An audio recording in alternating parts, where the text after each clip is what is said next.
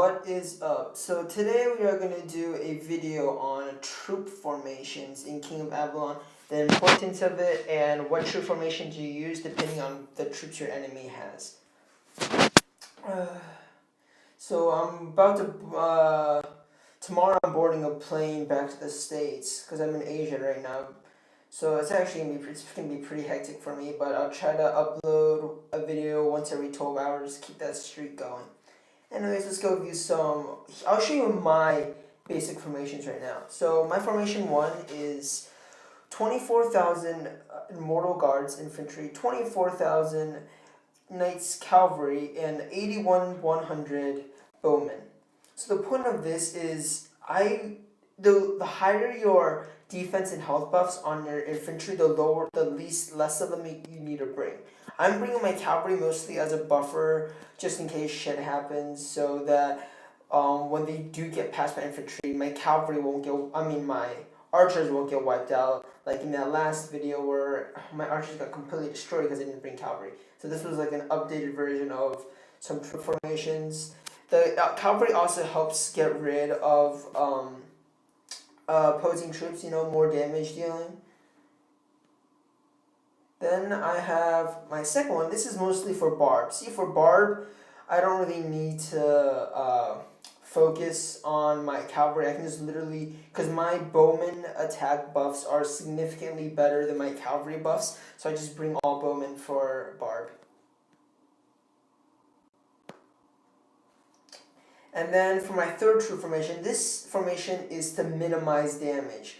So what I have here is 22,000 T9 Immortal Guards, but I have 2,000 T8 Sovereign Swordsmen, and then 22,000 Knights Cavalry, and 2,000 Mounted Destroyers Cavalry, and then 79,100 Bowmen, and 2,000 Longbow Elites. The point of T8s. The point of this is if you're dealing with someone who has like a lot of troops, but they're not entirely that strong, like they're only like a stronghold 22 or lower, if they're significantly weaker than you and you would rather not, you don't have to bring in your full attack team. You can probably do like sneak in 2,000 of each, so that when the damages will only go to your T8s while your T9s will stay unharmed, or your higher level tiers if you don't have T9s. But yeah, that's why I have this formation. So now we'll go to this and see what formation I used and why. So for this, see the formation I used all art. This was actually a mistake. If I would have brought some cavalry, I would have done some more damage. But see how I brought bringing some T8 archers. Only my T8 archers got hurt, while my T9 archers stayed safe.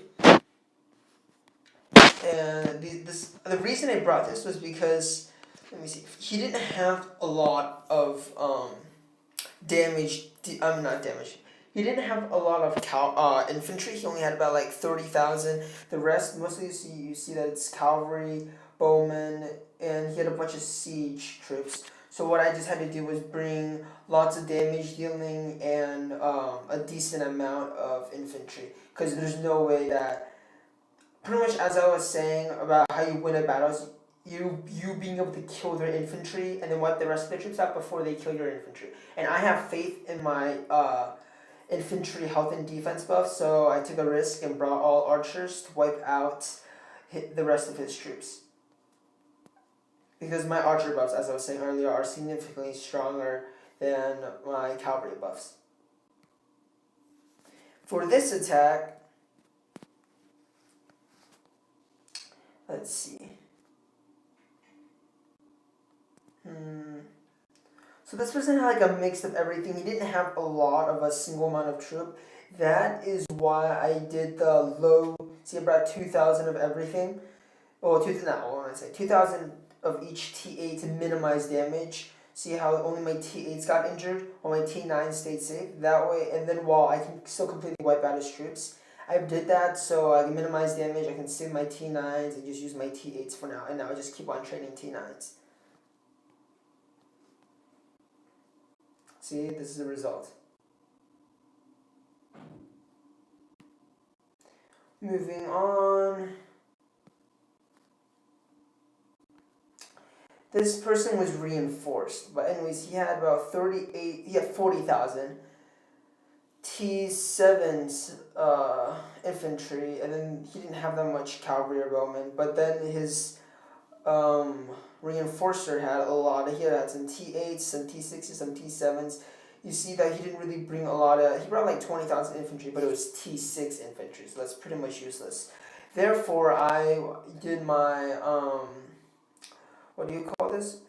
Oh yeah, I did my low minimizing damage. I bring my 2,000 of each, because if you're significantly stronger someone, you should just you should make like a formation where you can minimize damage by bringing lower tier troops as well. Therefore, only your lower tier troops will get hit.